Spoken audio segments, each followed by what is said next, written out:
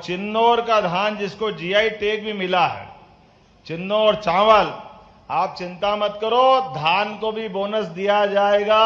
हमारी सरकार ने निर्णय किया है, 5 साल के लिए सरकार बनी, जैसे गेहूं में धीरे धीरे बोनस देते जा रहे हैं, ऐसे ही धान का बोनस भी चालू हो जाएगा। धान ने अब तो गौ माता के दूध के ऊपर भी किसानों की आमदनी फसल की बढ़ा रहे हैं, लेकिन दूध उत्पादन भी बढ़ना चाहिए। देश की पहचान ऐसा मानते हैं, दही दूध की नदियां बहती थी, अर्थात दूध पर्याप्त उत्पादन में जितना भी हो रहा है उससे कई गुना ज्यादा होना चाहिए। जिनके घर गाय वो सब गोपाल, तो हम तो सब गोपाल कृष्ण भगवान की।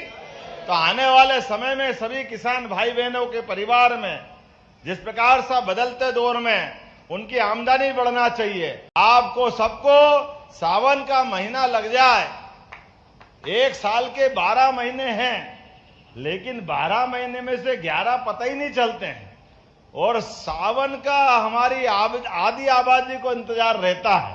जैसे ही सावन के घुमड़ते घुमड़ते बादलों ने अपने कदम बढ़ाए, पेड़ों पे झूलों की बहार आएगी, बहनों की आंखों से चमक आ जाएगी। आप सबको प्रणाम करता हूं, पूरा सावन महीना बहनों को समर्पित कर रहा हूं, और होना भी चाहिए। हमारी संस्कृति इस बात को सिखाती है, घर के अंदर पहला हक मां बाप का अपने बच्चों से प्रेम करने का, सर्वाधिक सम्मान पाने का, लेकिन इनके बराबर हक अगर किसी को मिला है तो वो हक मिला है हमारी बहनों को, जो मां बाप के बराबर अपने भाई से प्रेम करती है। आपका प्रेम, आपका स्नेह जीवन भर मिलता रहे, ये कामना करते हुए आज के इस अवसर पर रक्षाबंधन उत्सव की जो शुरुआत हुई है, ये शुरुआत के पीछे भाव ही है, सरकारी आयोजन हो जाए और केवल छुट्टी घोषित कर दो और सरकार बड़ी जुम्मे, ऐसे नहीं चलने वाला।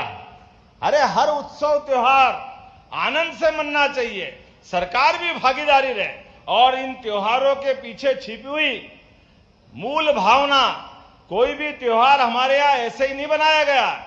ऐसे तो कहा गया है हिंदुस्तान में 12 महीने और 13 त्योहार।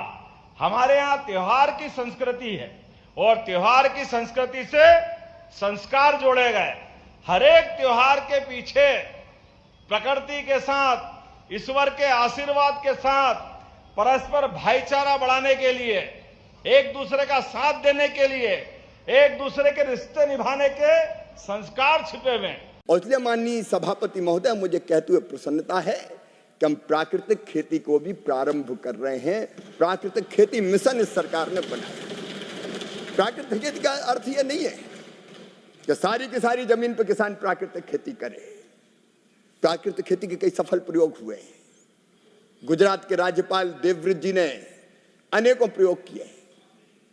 कई राज्यों में किसान प्राकृतिक खेती कर रहे हैं, और इसलिए अब धीरे धीरे 1 करोड़ किसानों को सेंसिटाइज करेंगे, जागरण करेंगे। उनमें से 18,75,000 किसानों से जो ट्रेंड होंगे प्राकृतिक खेती में पहले लाएंगे। 7.5 लाख हेक्टेयर जमीन में हम प्रारंभ करेंगे, पूरी जमीन में। और मैं किसानों से आह्वान करना चाहता हूं कि धरती मां के स्वास्थ्य को बनाए रखने के लिए पूरी जमीन में नहीं, अगर 5 एकड़ है तो 1 एकड़, 2 एकड़ है तो आधे एकड़ में हम करके देखें। वैज्ञानिक ये सिद्ध कर रहे हैं कि प्राकृतिक खेती से पैदा हुए उत्पाद बहुत पोषक होते हैं, पोषण भी देते हैं, और धरती के स्वास्थ्य को भी ठीक करते हैं, और उत्पादन भी नहीं घटता। इसलिए वैल्यू एडिशन, इसलिए माननीय सभापति महोदय, प्राकृतिक खेती की तरफ ध्यान। हम हमारी 15 एडवांस डिसीज डायग्नोस्टिक किट विकसित कर रहे हैं। 5 साल में माननीय सभापति महोदय, हम 18,000 करोड़ रुपए की लागत से 100 एक्सपोर्ट ओरिएंटेड बागवानी क्लस्टर बनाएंगे। आधुनिक पोस्ट हार्वेस्ट इंफ्रास्ट्रक्चर के विकास के लिए 1,40,000 करोड़ रुपए का भूतपूर्व निवेश हम कर रहे हैं। किसानों के लिए मंडी तक पहुंच को बेहतर बनाने के लिए 1500 अतिरिक्त मंडियों का एकीकरण किया जाएगा। मैं बहुत जल्दी अपनी बात समाप्त कर रहा हूं माननीय सभापति जी। हम 6,800 करोड़ रुपए की पर्याप्त निवेश के माध्यम से तिलहन मिशन की शुरुआत कर रहे हैं ताकि तिलहन में आत्मनिर्भरता प्राप्त कर सकें। माननीय सभापति जी, कीटनाशक अधिनियम में भी हम महत्वपूर्ण संशोधन करने जा रहे हैं ताकि उच्च गुणवत्ता का कीटनाशक किसान को मिल सके। 50,000 गांवों को जलवायु अनुकूल गांव के रूप में हम विकसित करने जा रहे हैं और सूक्ष्म सिंचाई के तहत 1 करोड़ 30 लाख हेक्टर को कवर करने की प्रधानमंत्री जी के नेतृत्व में हमारी योजना है। मैं सभी राजनीतिक दलों को यह निवेदन करना चाहता हूं कि किसान को वोट बैंक ना समझें, किसान को इंसान मान के व्यवहार करें। राज्य सरकारों का सहयोग जरूरी है, क्योंकि बिना राज्य सरकारों के सहयोग के केंद्र काम नहीं कर सकता।